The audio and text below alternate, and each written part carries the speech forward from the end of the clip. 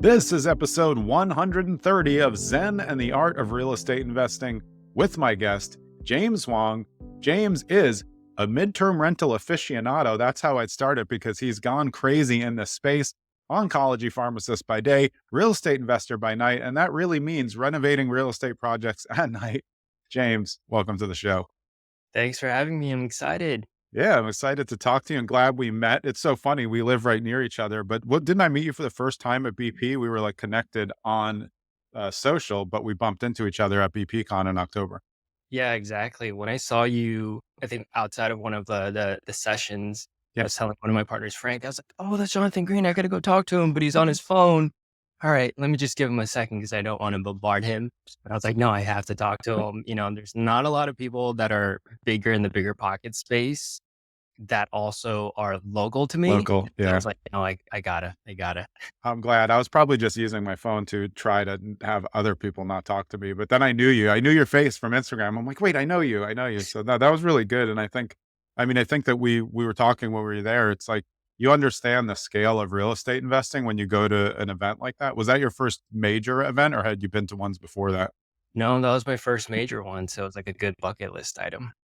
Yeah. And I just think I found more like everyone was connected and really interested in investing. And that was the thing that becomes interesting to me as we think more about events and how you nurture relationships, which you've done early on in being in investing. But when was the first time that you remember thinking that real estate was going to be a part of your future?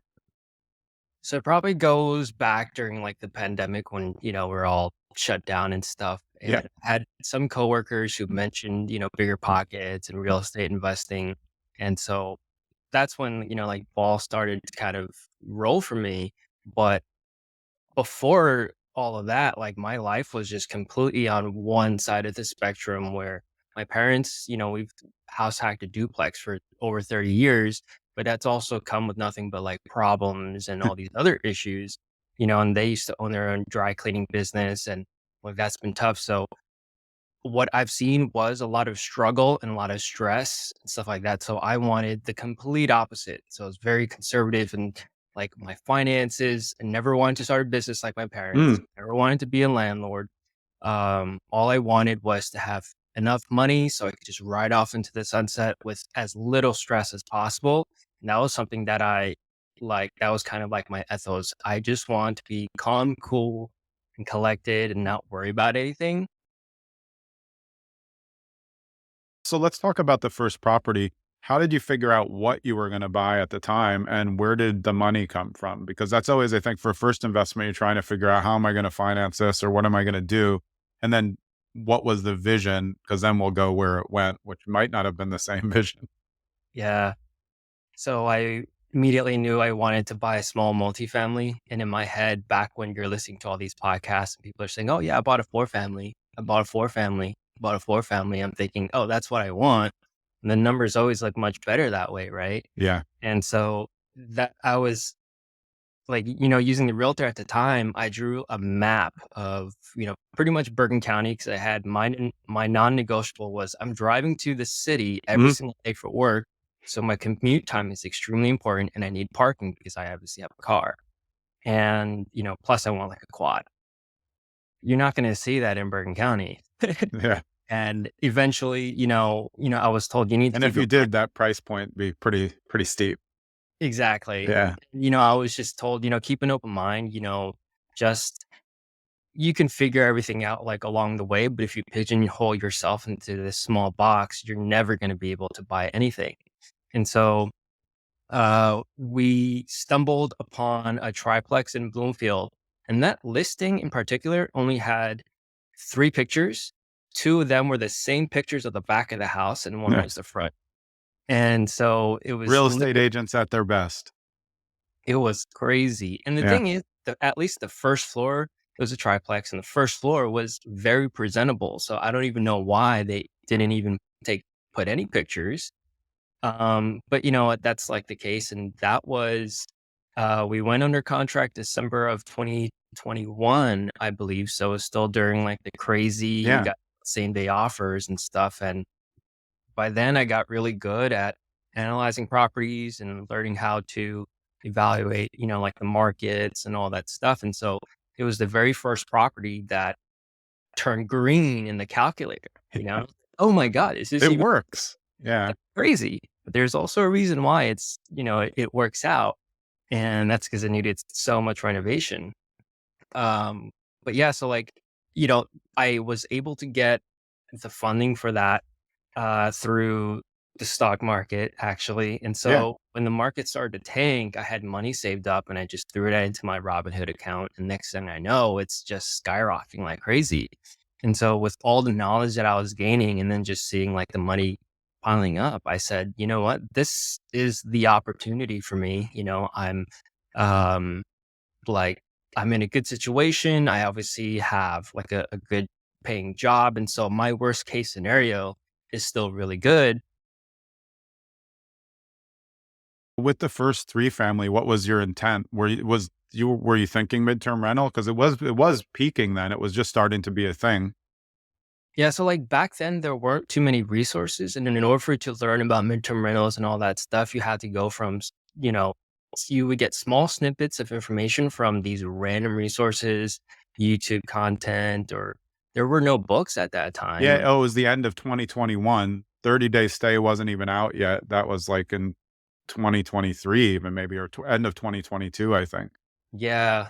And, like it's funny because I know Sarah and Ziana, and like I used to DM with them like all the time, or even Jesse Vasquez and all these other people before they kind of like blew up. And so I was already part of that midterm rental operator community and it was just really small. Yeah, But, when I first saw that triplex, I had heard about midterm rentals, a little bit anyways, but it wasn't something that I was taking, into consideration seriously because when everyone's starting out, you're always thinking long-term rentals, right? You don't want to be a rookie and just go right into short-term rentals. And so I was just thinking long-term rentals like along the way. And then when I saw that that triplex was literally 2 minutes from a hospital, I was like, you know what? I think like the third floor unit, it's a small one bedroom. That could probably be like a midterm rental one day. And so I just tucked that into like the back of my head. And, it was a fully vacant three-family house that needed all 3 units needed work, a lot of work. That's why the numbers worked out so good yeah. because, it needed that much work.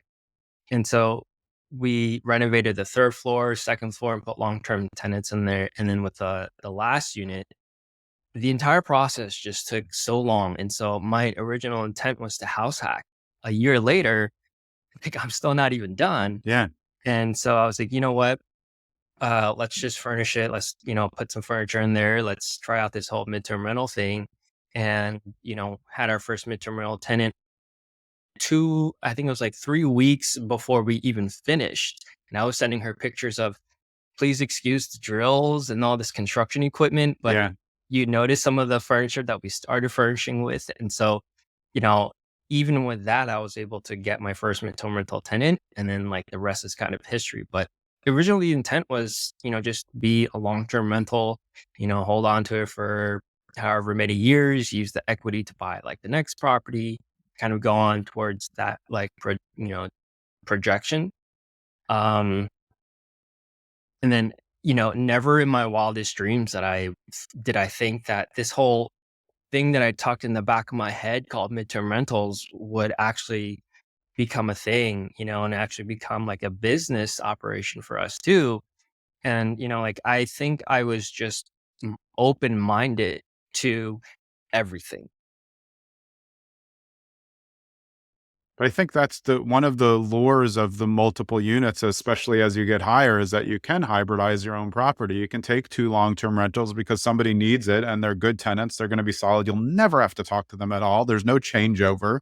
You know what to expect. And then you take the 1 unit, and then that 1 unit can tell you when those other 2 leases are up, is there more demand? Like you said, maybe you don't have as many units as you have now. And then you're thinking, well, it would be nice. A couple of times we almost had a double booking. It would have been cool if I could have said, well, I have a unit upstairs. That's what you've done on a larger scale with your units all in the similar area, right? Yep, exactly. And so also kind of going back to like the 2 girls that are graduating that live in the second floor, I wanted to like I still want to be a good landlord at the end of the day. I don't want to put my own personal profits above, tenants who are living here, right? Like at the end of the day, everyone is human, moving from place to place or even getting rent increases.